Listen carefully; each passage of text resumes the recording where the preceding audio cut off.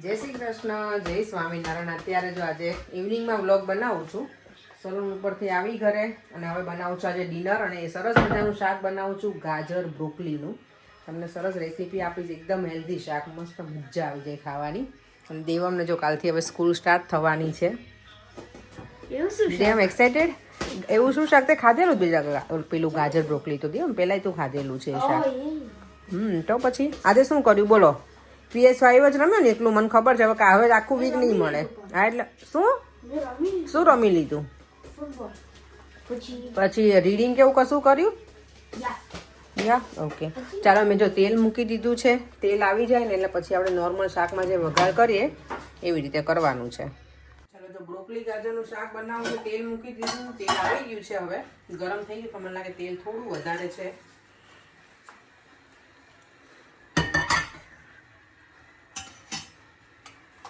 તો પહેલા નાખવાની રાઈ. આપણે જો નોર્મલ વઘારે ને એવી રીતે જ વઘારવાનું છે. રાઈ પેલી થઈ જાય પછી નાખવાનું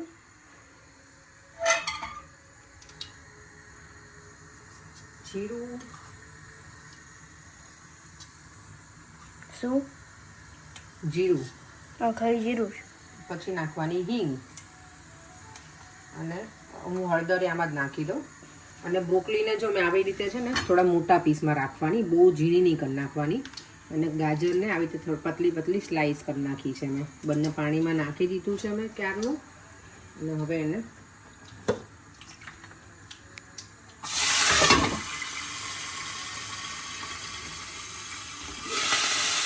આનો જે કલર આવે ને શાકનો એ મસ્ત જોવા જેવું હોય, સરસ એકદમ કલરફુલ.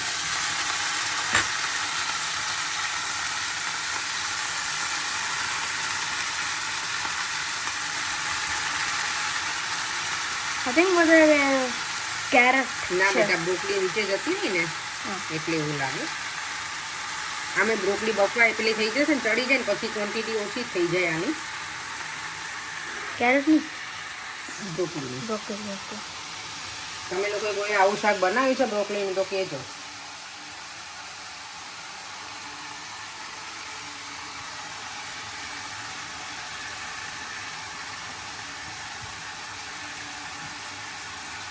બધું ફિનિશ. ચલો ડન એકદમ.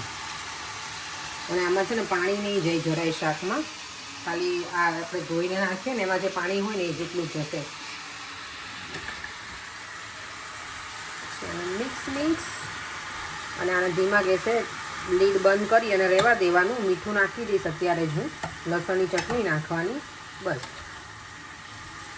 અને પછી જ્યારે ચડી જવા આવે ને ત્યારે આમાં નાખવાનો છે ચણાનો લોટ. એટલે બહુ મસ્ત. આ શાક મને મારા સાસુએ શીખવાડ્યું છે. સાસુમાની રસોઈ.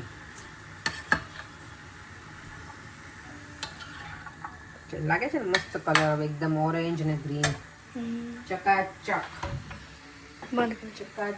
જો શાક છે ને બધું ચડી ગયું છે હવે સાવ. એટલે એમાં છે ને આવી રીતે ચણાનો લોટ સ્પ્રિંકલ કરી દેવાનો.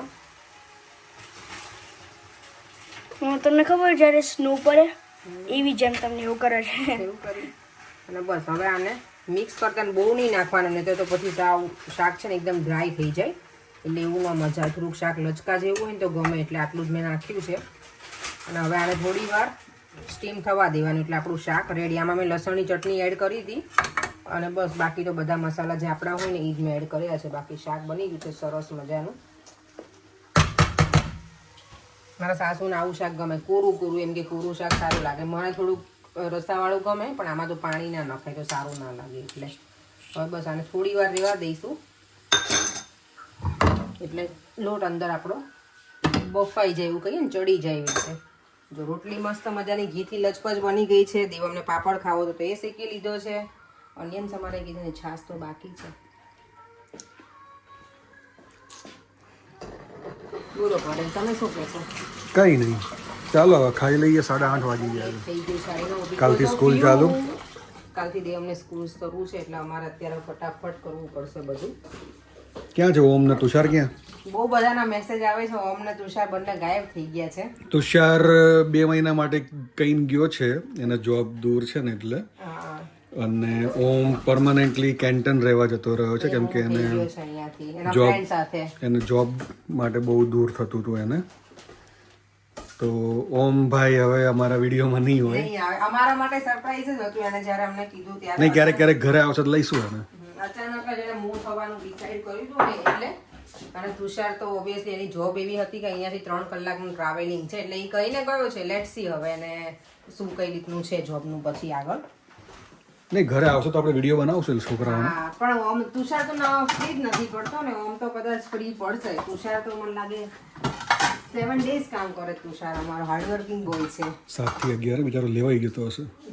હા એ જ ને. એટલે જોઈએ છોકરાઓ આવશે ત્યારે અમે ચોક્કસ. અમને પણ નથી મજા આવતી કારણ કે અમે ખરેખર અમે ફેમિલીની જેમ જ અમે મિસ બહુ કરીએ ને પડે.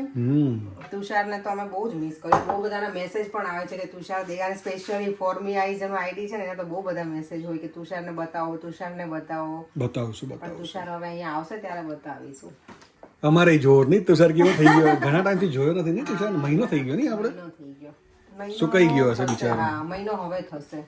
સુકાઈ ગયો હશે. ના ના, એમ તો એને વાંધો નથી. કહેતો હતો કે દીદી ચાલે લે. ઓબ્વિયસલી કહેતો હતો ભાઈ તમારો વિડીયો જોઉં ને ફૂડ જોઉં ને ત્યારે મને બહુ મિસ થાય કે મને ફોન આવે ત્યારે એવું કે તુષાર તો ઇન્ડિયા જઈ આવ્યો એટલે એવું બધું છે. તુષારને ઓમ ચાલ્યા ગયા એવું થઈ ગયું. અમને એવું લાગે ચાલ્યા ગયા અમારા ઘરેથી એમ એટલે અહીંયાથી.